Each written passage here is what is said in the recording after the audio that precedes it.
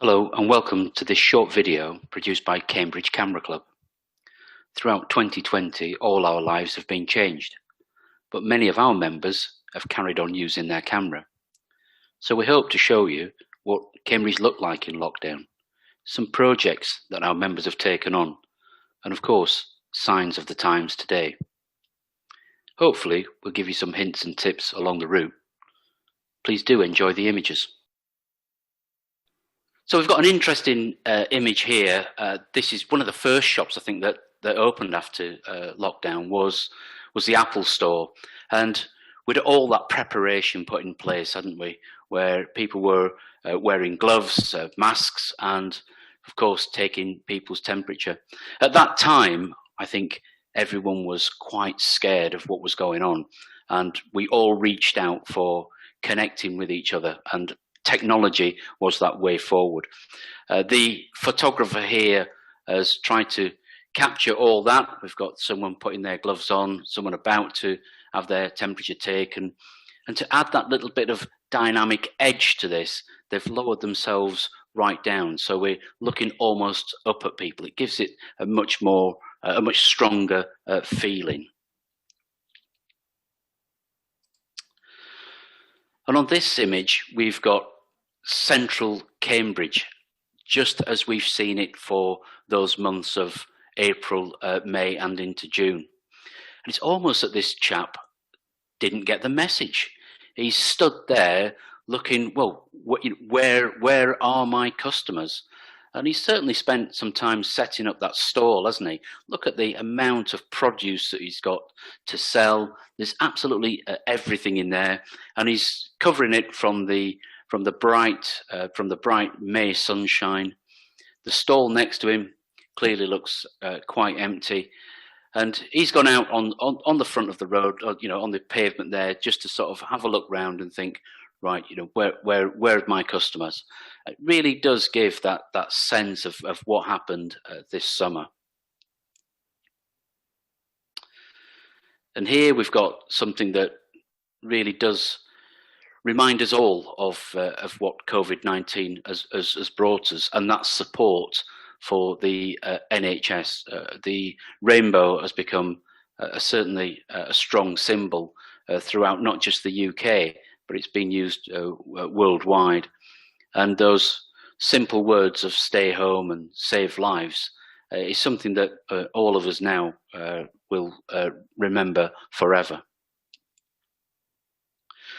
And this, we've found this running shop here. The photographer has noticed that we've got all this information to read, for your safety, and stay 2 meters apart, use contactless payments. We've got all this additional information. But what I really like about this, and this is where a photographer is good at spotting things, is that we've still got the mannequins in the background. And it clearly looks like a running shop.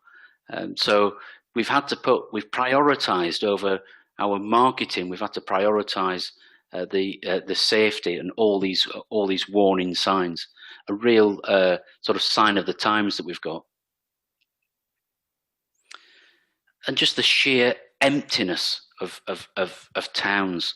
There's almost no one in there. And the people that are there, just look at the body language of the people that we see down in that far distance. A guy just slumped over, tapping away on his phone. This would normally be a really bustling street. Life just goes on. The sun is still shining, but it's just empty, as we've all decided to follow the rules and stay home. And even the price of parking came down, but what's the point of attracting you into town? There's nothing to buy. There's nowhere to go. Just one car found there in the car park on its own, and probably it belongs to the photographer as well. And I think this, looking at this and the images in monochrome, which gives it that sort of a slightly more eerie feeling, I think, of an empty car park. Sort of just taking all that colour out, not only sort of shows us that the dynamic graphic shapes of the roof, mirrored by the lines on the floor. But just that real vast emptiness makes it feel quite spooky, really. And that's what happened to pubs. Many that did close down on March the 23rd then have just never reopened. That emptiness and decay that we've got now in our towns and cities.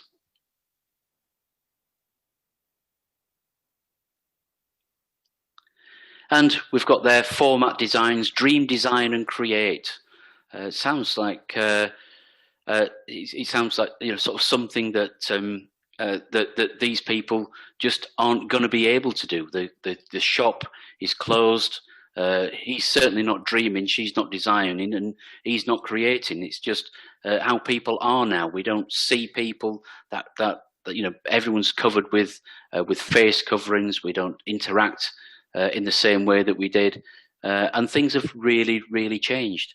And I think capturing this, if the photographer had caught this in our towns and cities a year ago, it would have been really quite unusual. Now that is becoming the norm as we see it walking around.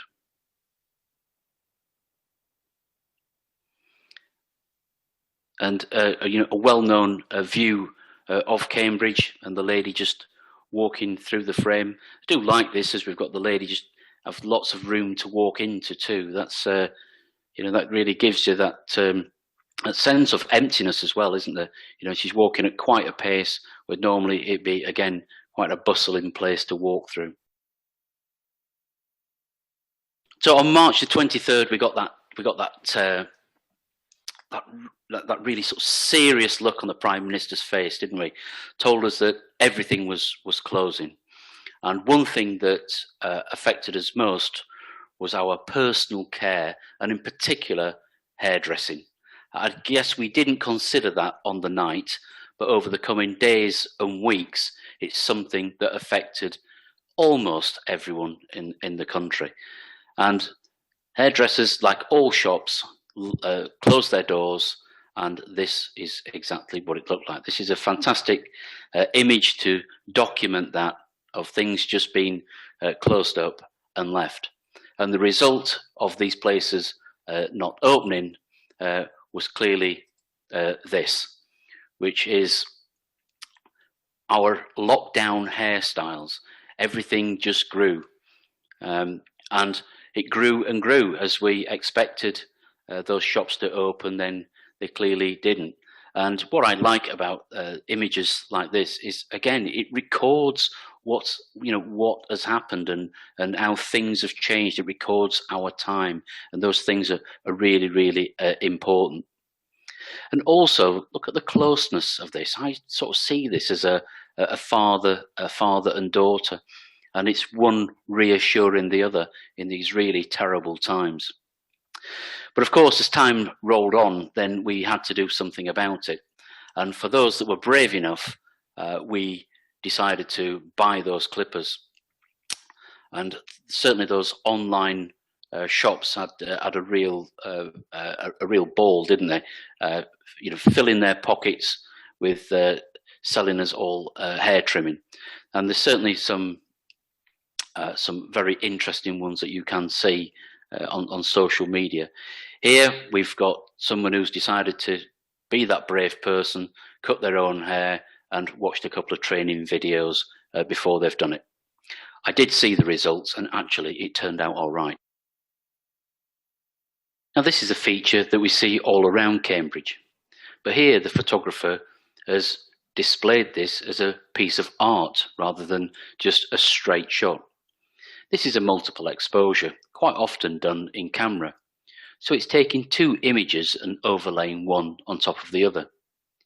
It can be done in post-processing too, so using software. Here, that cool blue of the sky and the opposite colour on the colour wheel of those really warm oranges in the light work really well together. Although it's quite abstract, you can see what the subject is. And here we've got an image of two girls with a texture overlaid on top. Again, easily done in camera or in post-processing, but it gives a really wonderful, soft, painterly effect. And this more of a graphic image. These really rich, wonderful colours are very, very warming. It's the same item, just taken at a very different angle and overlaid on top of itself. And take pictures in the garden. And using some techniques in camera and again in software, you can really create a different effect. This looking almost underwater. And this is a staircase in a modern house. But by changing the colours and overlaying one image on top of another can give you a very different effect. And something that we're all becoming used to, the COVID-19 sign, and keep your social distancing. But by overlaying a picture of a face, then it gives that sign more strength. Just look at those eyes. They're really portraying the message of social distancing. Now, many of us set ourselves projects to do. That's the best thing to do. If you're going to be locked in, then get yourself a plan. And here, this is someone with a big plan, someone expecting to stay in for a long time. What I like about this image and this idea is that this may be sort of someone who's planning to be in for a long time, but is also planning to do something when he gets out, and that's fly that aircraft.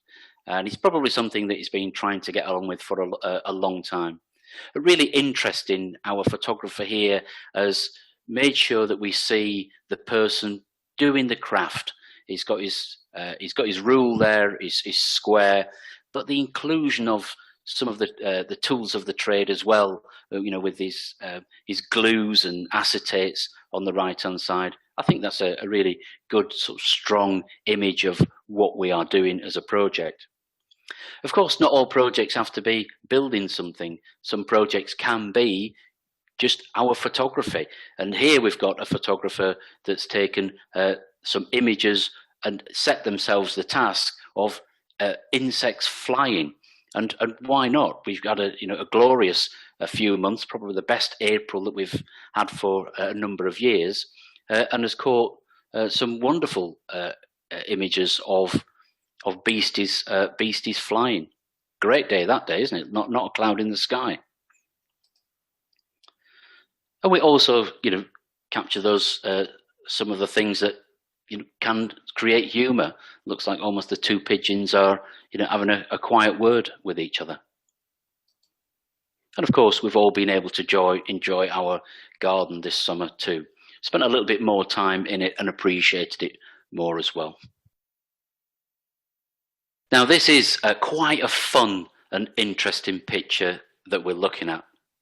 The photographer here has decided not only to do a selfie, but to do several selfies all at the same time. It's another project really, and putting an image together of what we call a composite, in other words, several images together, has created something that really makes you look. Now, I'm sure here he's not quite a multitasker as he's trying to portray, and really the only busy day it's the only busy thing that he did do that day was his photography. But let's just have a quick look how some of that is done. Here he's done a similar set, but out in the garden. So by taking a picture of your background without anyone in sets you the scene. Then by keeping the camera on a tripod, keeping your camera settings exactly the same and really hoping that the light doesn't change too much, then the photographer has used a remote trigger or a timer, got themselves in position and taken a photograph. And then taken another photograph when they're in another position doing another task. And by repeating this, then you're building up your layers of photograph. And eventually, when you think you've filled the frame, the key to this is not overlapping on yourself. There he is having a little bit of a lie down, so a slight rest, before he does some digging. And then, once you think you've got enough images to sort of show exactly all the tasks that you want to show in the garden, if you just cut yourself out of each image and put them all on the background that you started, then you can come up with this result. So it's a really interesting idea. And again, where we were all locked in, I'm sure that kept him busy for a full day. So as we were locked down, then the nation went into fear. In fact, so much fear, we just thought if it was on a shelf, we needed to buy it. I'm sure many of us saw those empty shelves in our supermarkets, buying things that we just didn't need. And we all had this desire to go out and buy toilet roll. There was just no toilet roll for many weeks. And photography can create humor, and it should be used to create humor, but also it records what was happening.